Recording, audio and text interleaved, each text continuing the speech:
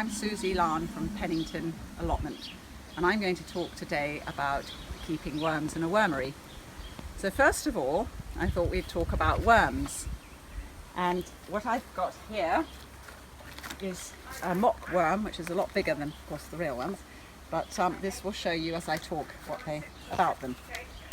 Okay, the most amazing thing about a worm is the fact that it's an eating machine, and it eats a considerable amount, half its own body weight a day. So in a week, that's like 3 of its body weights in a week. So the food goes in this end, of course, and comes out as castings this end. So it takes about 10 weeks to mature, and you can tell it's mature when it has this little saddle ring around the middle of it. And the other extraordinary thing about worms is that they are breeding machines too. So they, for example, if you've got a pound of worms, in a couple of months there'll be 2 pounds of worms. Yeah, the only other thing about they're quite easy to keep because they tolerate high temperatures and very low temperatures. We're going to say, why a wormery? So the reason we want a wormery is because we want to get this wonderful thing called black gold. They produce this black gold from their castings. So it's very rich in nutrients, and what a wonderful thing to have for your garden. They also produce worm tea, which has got the same nutrients in it, which you can water your garden with. And you have to, with both of these, you would have to, because they're so rich, put them 1 to 10 with whatever you're going to mix them with. How does a wormery work? So I'm just going to very quickly show you how a wormery works. It's really a system of tiers, layers, or trays, whatever you want to call it, and it's a system of rotating them. So we'll show you. I'm just going to put that down. There's a sump at the bottom where you get all the liquid tea from, that has a tap which you leave open with the bucket underneath. Then you have the 3 layers seems to work best. So you rotate the bottom to the top, because that's where your compost is. They've worked the longest on the bottom one. So then you put that on the top, and I'm going to show you that. That's the lid.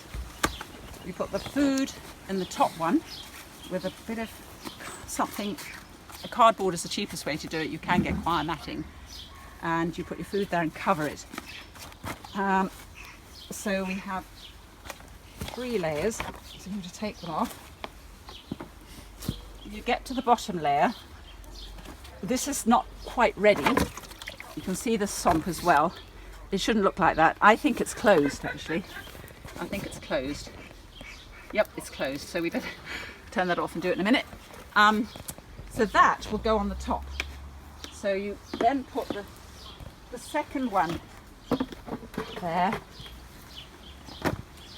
The first one, which should be brimming to the top with food, and then that one. Leave the lid off, and all the worms they don't like the light, they're light sensitive. If you give it a bit of help by moving around with your hands a little bit at the top, they should disappear. I find it takes about 48 hours for them to leave that. Then you can use that on your garden, or whatever you want to do. And then, of course, you start putting the food into this layer, and don't forget to put your covering over it, and you put the lid back on. Okay, I've got some worms in here, which I can show you. So I could talk about worms. They're like that all over my wormery. Ooh, big. So I ended up. They get big the more food you give them. This is my worm compost, the gold. This is the gold. This is the worm tea. So it's black, and you put it in a watering can 1 to 10, because it's very, very strong. What to feed your worms? I think you all pretty well must know this. It's kitchen waste. But why is it different from composting? We all collect our food waste in a caddy in the kitchen, and then we come to take it when it's full. It's not full here, but we come to take it when it's full, to tip it onto the top. There are certain things that you probably would do differently from compost.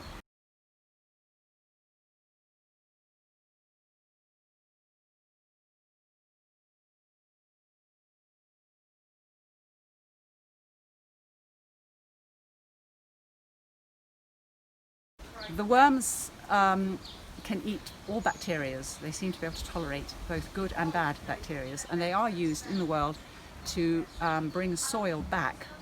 For example, in not used coal mines, they will take years and years and years to do this, depending on how many worms, but they are absolutely incredible. So if things have gone all mouldy, it doesn't affect the worms. Right, so that's a little bit of what can go wrong. Quite a few things can go wrong, and it'd be very surprised if you had a wormery, it didn't go anaerobic on you at some point. This is usually because you're feeding them too much. So you want to hold back maybe for a week and let them eat what's there. There are other ways to cope with this, is to, when you do feed them, put a handful of soil at the same time. If you haven't got soil, I have found wood shavings, because I have quite a good supply of those, they love them. So it's just to make it a little bit less green and more brown, like you do in a compost. You balance it. We also put, I put tissues that have been used, bits of paper like this. You just quickly tear those up, put them in. You can put newspaper that really goes anaerobic. You can tear up some newspaper and fold that in, and then you can spend money and buy. This will come with your wormery if you order it. Sort of this tumbleweed, which is it's just a conditioner, so it stops it going acidic. You can just sprinkle that on top. This also stops the fruit flies. The fruit flies aren't really doing any harm, they are just annoying.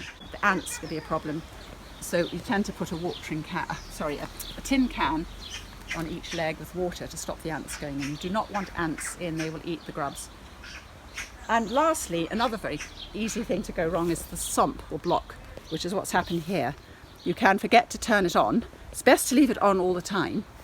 And the best way to stop that happening is when once a week, well, don't be too strict, but sort of every now and then, but it should be like once a week, tip into the top a whole watering can of water, and it'll wash it all through, and then you'll get your worm tea more regularly as well. And also the other thing I find I do is about once a month, I will, when I'm getting the compost, I'll take the sump and I'll watering can it and clean it, and all that will just go into the soil where I want to grow things. So all those worms will just go out with cleaning, so it keeps it clean. And I think that's pretty well everything. So there's not that much to it. You get the hang of it, and it's just amazing. I think it's a miracle that the little worm, it doesn't cost you anything. All you have to do is to give it the food waste from your kitchen. Thank you. Well, thank you.